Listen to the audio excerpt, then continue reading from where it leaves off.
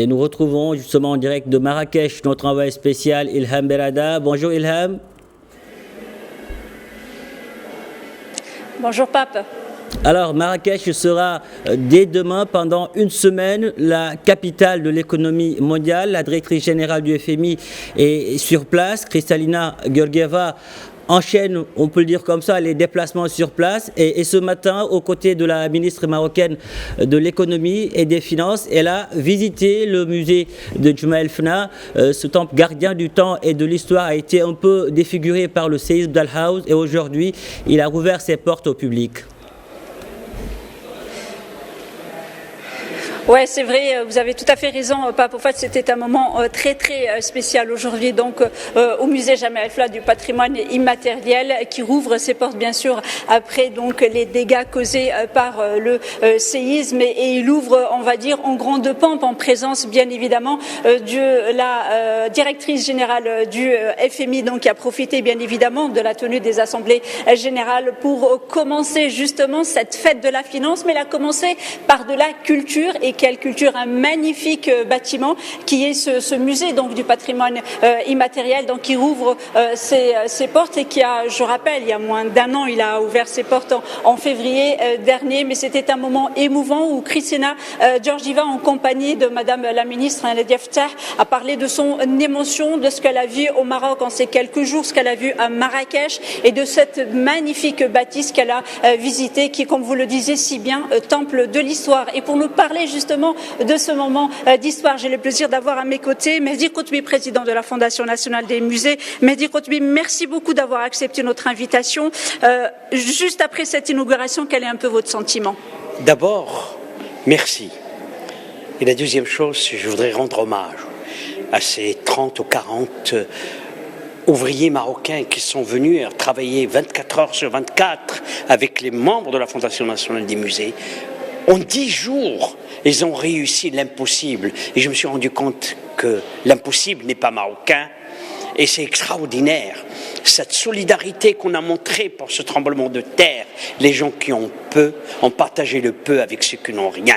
Et aujourd'hui, on est debout.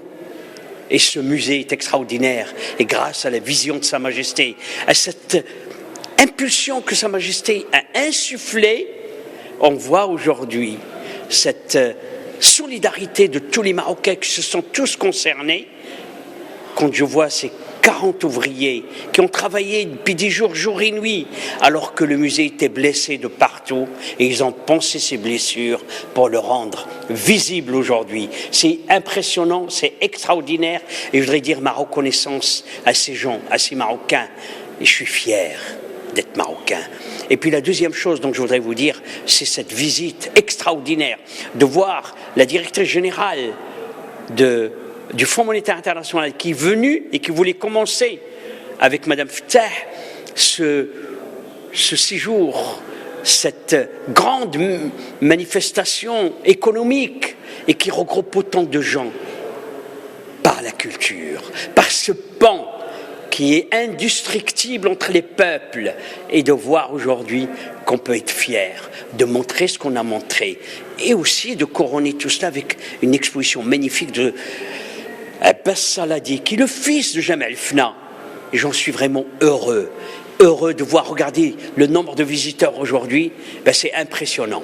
On est justement témoin, depuis que ça a ouvert ce matin, ça n'arrête pas, c'est vraiment un défilé de curieux et de touristes. Et c'est vraiment, en fait, comme vous le disiez, un vrai honneur que ces assemblées commencent par la culture. Et vous le disiez justement, plus de la moitié des touristes qui viennent au Maroc comptent bien passer un bon moment de leur séjour en culture. Qu'est-ce que ça vous fait que la culture ait, en ces dernières années, pu s'installer comme vraiment un vrai vecteur économique? Écoutez, Sa Majesté a toujours eu cette vision anticipée.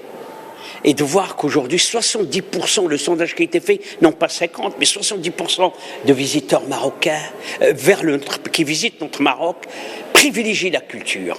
Donc c'est extraordinaire, et Sa Majesté a été visionnaire de pouvoir donner la possibilité au Maroc d'avoir construire des musées, avoir des musées, mais en même temps plus que ça, c'est de pouvoir accompagner, parce que les Marocains aujourd'hui sont tous reconnaissants à Sa Majesté d'avoir ces musées à leur portée et de faire que la culture soit un vecteur à la fois de savoir, un vecteur de lumière, mais un vecteur aussi de développement.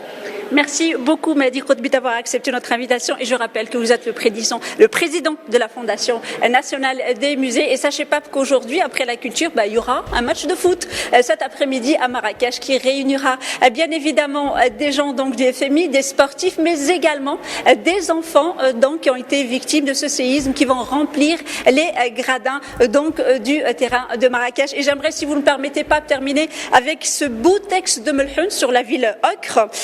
Si la tristesse te prend, va contempler la muraille de Marrakech, la rouge, ton cœur retrouvera la quiétude et au sein de la cité envoie la Fatiha. Il n'est alors point de porte fermée dont tu ne trouveras les clés. C'est tout cela, Marrakech. Marrakech la belle, Marrakech la ville ocre. Ilha Berada, merci pour toutes ces précisions. Vous nous ferez vivre les temps forts de ce match dont vous venez de parler avec Hayat Ziani qui est derrière la caméra. On la remercie aussi.